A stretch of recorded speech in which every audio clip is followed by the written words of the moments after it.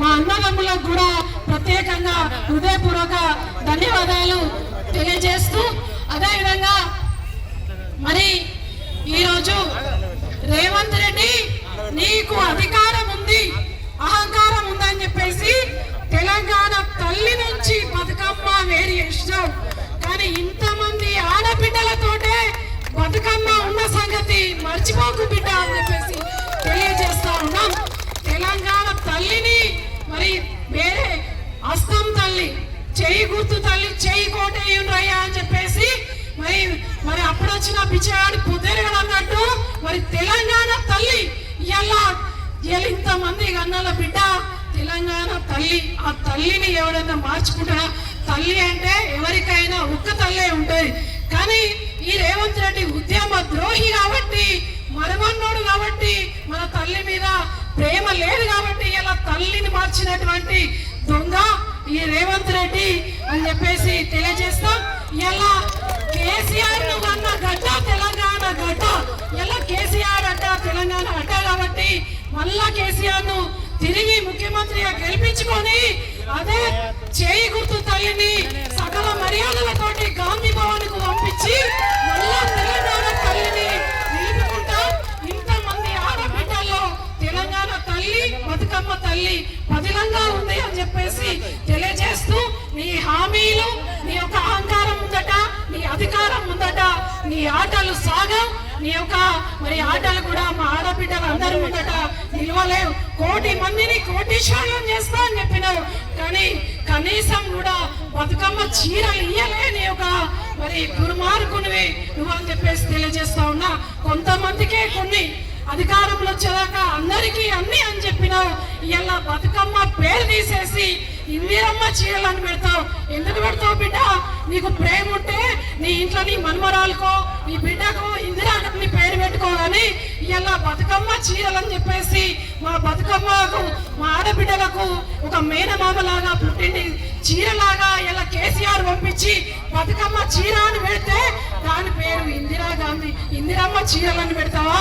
తప్పకుండా రానున్న రోజుల్లో 3 సార్లు 2 సార్లు ఎగ్గొట్టినావు. పోయినసారి లేదు బతుకమ్మ చీర.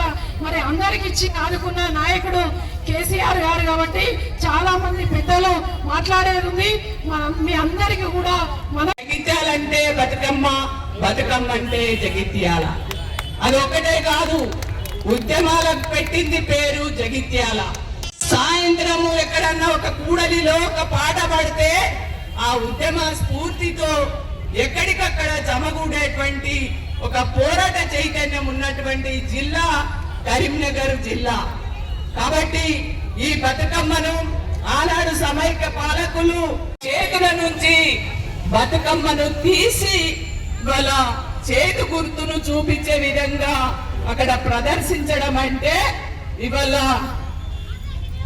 ఇక్కడ ఉన్నటువంటి పరిపాలన ఎవరి డైరెక్షన్ లో ఈ పరిపాలన నడుస్తుంది అనేది మనం ఆలోచించుకోవాల్సినటువంటి అవసరం ఉంది. ఆనాడు ఎప్పుడో రాజీనామా చేసి తప్పుకోవాలి, కానీ అది లేదు ఆయనకి.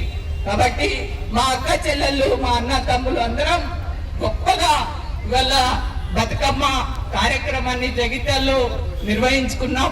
మా అక్క చెల్లెళ్లకు వెనువెంటే ఉండి వెనుక నుంచి సపోర్ట్ చేసి ఇవాళ ఇంత సహాయ సహకారాలు. ప్రపంచంలో ఎవరికీ తెలియని పండగ, తెలంగాణ రాష్ట్రానికి మాత్రమే సొంతమైన పండగ మన బతుకమ్మ పండగ. అమ్మ మా ఇంటిల్లి పాదిని కాపాడు అని చెప్పి నిండు మనసుతో గౌరవను వేడుకుంటూ మా ప్రాంతం సస్యశ్యామలంగా ఉండాలి, మేము సౌభాగ్యవతులుగా ఉండాలని కోరుకునే పండగ బతుకమ్మ పండగ.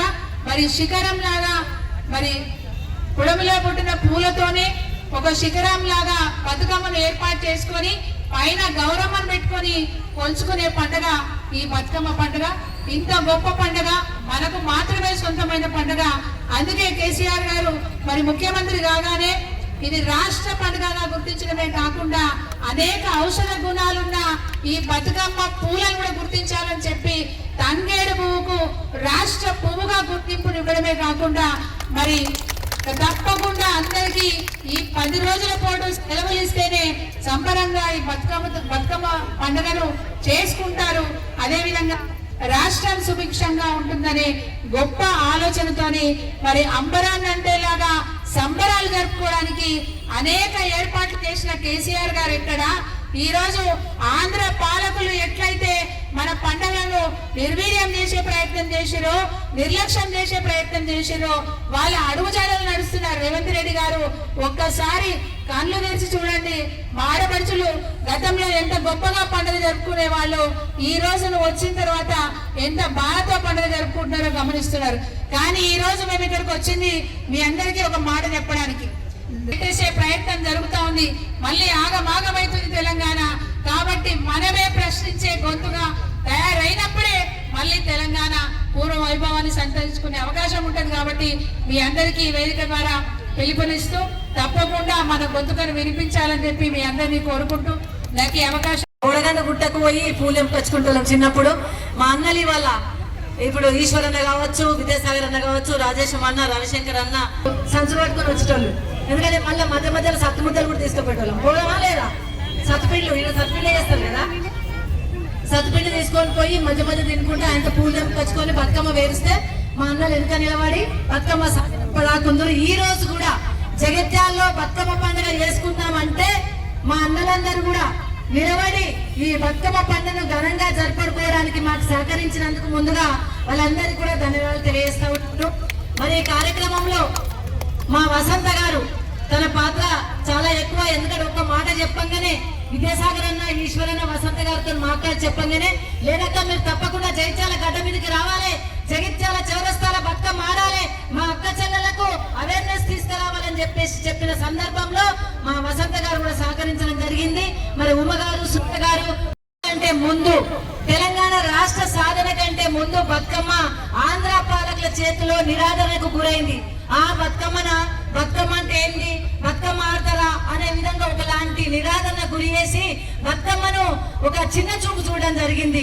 మరి 2001లో తెలంగాణ రాష్ట్ర సాధన కోసం కేసీఆర్ గారు గులాబ్ జెండా చేత పట్టి తెలంగాణ వస్తే మన బతుకులు మంచిగా అయిపోయిన సందర్భంలో మా అక్క చెల్లెలందరూ కూడా తల మీద బతుకమ్మ పెట్టుకొని మా సంస్కృతి, మా బతుకమ్మ పండుగ రావాలంటే తెలంగాణ రాష్ట్రం రావాలని ఒక్క తెలంగాణలోనే కాదు 60 దేశాలలో ఎక్కడ మా అక్క చెల్లెలు ఉంటే అక్కడ ఘనంగా బతుకమ్మలాని డిమాండ్ పెట్టడం జరిగింది.